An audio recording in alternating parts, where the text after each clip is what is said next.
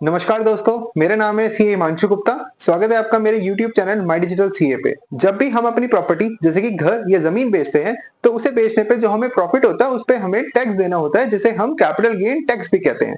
पहले हमें capital gain tax 20% के रेट से देना होता था, लेकिन उस पे हमें इंडेक्सेशन का बेनिफिट मिल जाता था।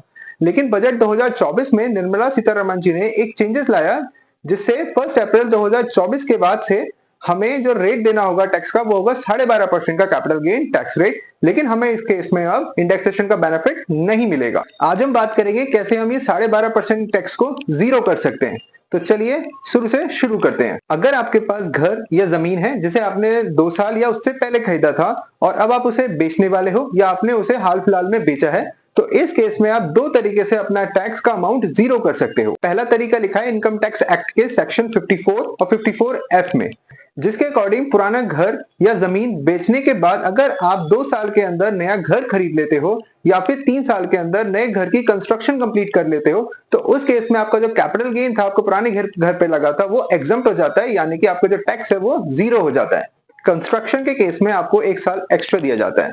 यहाँ पे कैच ये है कि जो पुराना घर बेच के आपको प्रॉफिट हुआ है वो सारा का सारा प्रॉफिट आपको यूज करना पड़ेगा नए घर को खरीदने में, या फिर अगर आप नए घर की कंस्ट्रक्शन करा रहे हो तो जो पुराना घर बेच के आपको प्रॉफिट हुआ है वो सारा का सारा प्रॉफिट आपको नए घर की कंस्ट्रक्शन में यूज करना होगा, तभी आपका जो प्रॉफिट है वो एग्जम्प्ट हो जाएगा और आपका टैक्स जीरो हो जाएगा। यहाँ पे नोट करने वाली बात ये भी है कि अगर हमने प्रॉपर्टी बेचने से पहले खरीद ली है पिछले 1 साल के अंदर अंदर, तब भी हम इस सेक्शंस का बेनिफिट ले सकते हैं। इस पूरी बात को हम एक एग्जांपल से समझते हैं। मान लीजिए आपने 5 साल पहले एक घर खरीदा था 50 लाख रुपए में और अब 2024 में आपने वो घर बेच दिया है 1 करोड़ रुपए में।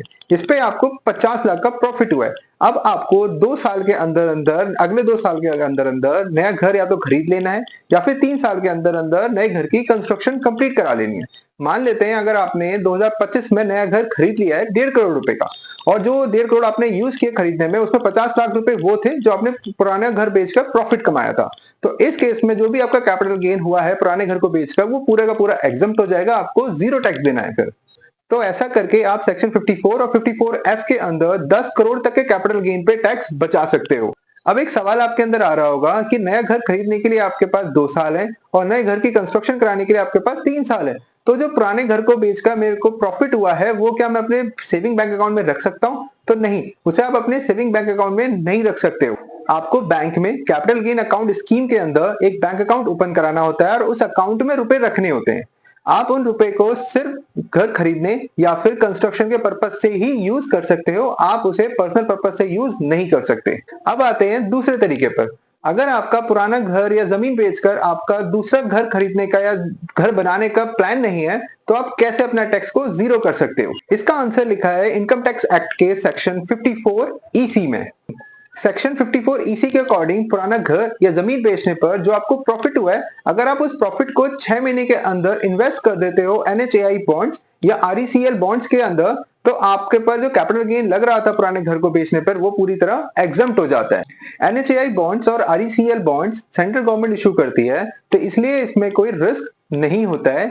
लेकिन आपको RECL और NHAI बॉन्ड्स में 5 साल के लिए इन्वेस्टमेंट होल्ड करनी होती है और आप ये बॉन्ड्स किसी भी बैंक के थ्रू खरीद सकते हो। उम्मीद करता हूं आपको मेरी बात पूरी तरह समझ में आ गई होगी कैसे हम अपना टैक्स को जीरो कर सकते हैं। इसके बाद भी अगर आपका कोई सवाल आपके अंदर रह गया है तो आप मुझसे कमेंट में पूछ सकते हो, मैं आपका सवाल का जवाब पक्का दूंगा। और ऐसी ही इंफॉर्मेटिव वीडियोस के लिए वीडियो को लाइक और चैनल को सब्सक्राइब करना मत भूलना। Thank you.